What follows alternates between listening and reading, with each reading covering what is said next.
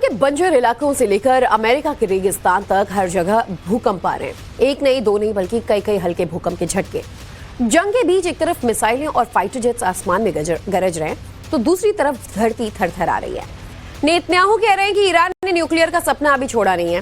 तो ईरान में आए भूकंप को परमाणु टेस्टिंग वाली निगाह से भी देखा जा रहा है। उधर फ्रांस का कहना है कि हम न्यूक्लियर का जखीरा बढ़ाएंगे लेकिन तादाद नहीं बढ़ाएंगे।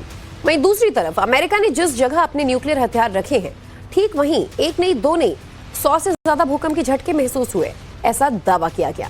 देखिए महाजंग की ये वर्ल्ड एक्सक्लूसिव रिपोर्ट।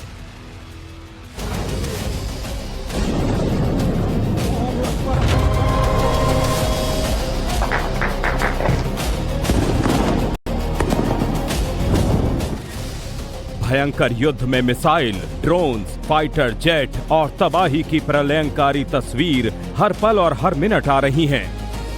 लेकिन आज जिन दो तस्वीरों ने पूरी दुनिया को डरा दिया है वो ये तस्वीरें हैं। ये तस्वीर अपने आप में कई सवाल खड़े कर रही हैं। सवाल ये कि क्या महाजंग अब नेक्स्ट स्टेप में आने वाला है? क्या युद्ध का अंजाम पूरी दुनिया को भुगतना पड़ेगा? क्या हिरोशिमा और नागासाकी में जो हुआ वो होना अब तय है? ये सवाल इन सैटेलाइट तस्वीरों को देखकर उठ रहे हैं जो ईरान की अंडरग्राउंड परमाणु फैसिलिटी नतांज की हैं। गौर से देखिए, एक तस्वीर मार्च 2026 से पहले की है और एक अभी की है। दोनों को कंपेयर करें तो साफ साफ देखा जा सकता है कि नतांज परमाणु सेंटर का एंट्रेंस गेट क्षतिग्रस्त है। मुख्य द्वार और मेन बिल्डिंग के इर्द गिर्द बनी दो बिल्डिंग भी तबाह हो गई हैं। फैसिलिटी में बनी एक और बिल्डिंग को भी भारी नुकसान पहुंचा है। इस हमले की पुष्टि खुद अंतर्राष्ट्रीय परमाणु ऊर्जा एजेंसी IAEA ने की है। IAEA ने यह भी बताया है कि कई बार संपर्क करने की कोशिश के बावजूद ईरान की न्यूक्लियर एजेंसी की तरफ से कोई जवाब नहीं आ रहा है। ऐसे में ये जंग बहुत भयानक रूप ले सकती है। नतांज न्यूक्लियर प्लांट में हमला जरूर हुआ है पर यहां से किसी तरह के रेडिएशन लीक होने की खबर नहीं आई है। IAEA ने भी कहा है कि किसी प्रकार का कोई लीक नहीं हुआ है। लेकिन फैक्ट यह भी है कि नतांज न्यूक्लियर प्लांट को ईरान के न्यूक्लियर प्रोजेक्ट का दिल माना जाता है। फैक्ट यह भी है कि 2025 में भी अमेरिका ने नतांज पर इसी तरह का हमला करने का दावा किया था। अमेरिका ने कहा था कि उन्होंने नतांज को पूरी तरह से नेस्तनाबूद कर दिया है और ईरान के परमाणु सपने को धराशायी कर दिया है। लेकिन इस अंडरग्राउंड प्लांट पर दोबारा हमला करने का साफ साफ मतलब है कि ईरान ने अपने न्यूक्लियर ड्रीम को जिंदा रखा हुआ था और दुनिया से छिपाकर वो लगातार परमाणु हथियार पर काम कर रहा था। ईरान ने न्यूक्लियर हथियार बनाने के लिए 60% तक यूरेनियम इकट्ठा कर लिया था, ऐसा दावा किया जाता है। स्टैंडर्ड के मुताबिक परमाणु बम बनाने के लिए करीब 90% तक की जरूरत पड़ती है। अनुमान है कि ईरान के पास लगभग 9 न्यूक्लियर बम बनाने जितना यूरेनियम है।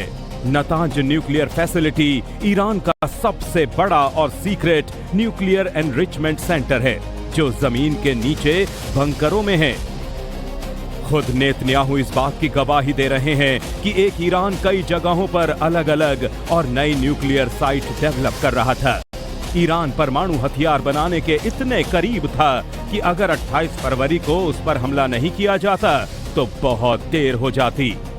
ईरान की न्यूक्लियर सनक ही वो कारण है जिसके लिए इजराइल और अमेरिका लगातार ईरान के न्यूक्लियर सेंटर्स को निशाना बना रहे हैं। नतांज के अलावा ईरान के इस्फहान न्यूक्लियर फैसिलिटी पर भी हमला किया गया है।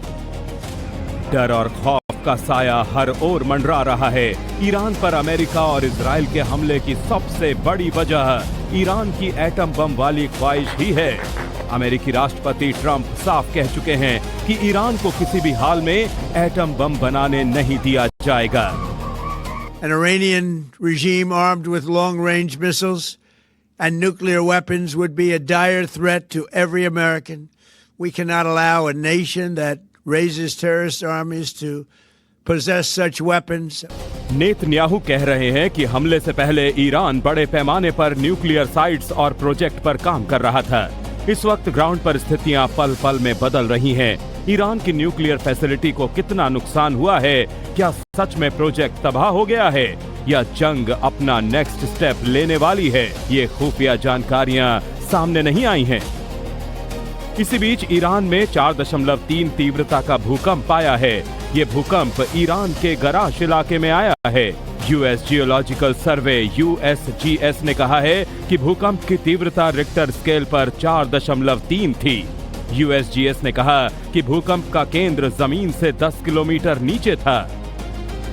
जंग के बीच ईरान में आए इस भूकंप को शक की निगाह से देखा जा रहा है। सवाल उठ रहे हैं कि कहीं ईरान अपनी न्यूक्लियर ताकत का प्रदर्शन करने के लिए परमाणु परीक्षण तो नहीं कर रहा। हालांकि विशेषज्ञों का मानना है कि अंडरग्राउंड न्यूक्लियर टेस्ट में 4.5 रिक्टर स्केल से ऊपर की तीव्रता का भूकंप पैदा होता है। लेकिन ईरान ने कई बार यह भी कहा है कि वो 24 घंटे में परमाणु बम बना सकता है। ईरान पहले ही खतरनाक रूप से न्यूक्लियर बम के फिनिश लाइन के बहुत करीब है। भूकंप सिर्फ ईरान ही नहीं बल्कि अमेरिका में भी आ रहे हैं। अमेरिकी मीडिया ने दावा किया है कि अमेरिका के नेवादा प्रांत में 100 से ज्यादा भूकंप के झटके महसूस किए गए हैं। बताया गया है कि जिस इलाके में भूकंप आए वो अमेरिका की न्यूक्लियर टेस्टिंग साइट एरिया 52 है। ये वही इलाका है जहां अमेरिका ने अपने परमाणु हथियार रखे हुए हैं। एरिया 52 की साइट न्यूक्लियर टेस्टिंग के लिए मशहूर है। नेवादा में उस इलाके को टोनोपो टेस्ट रेंज कहते हैं।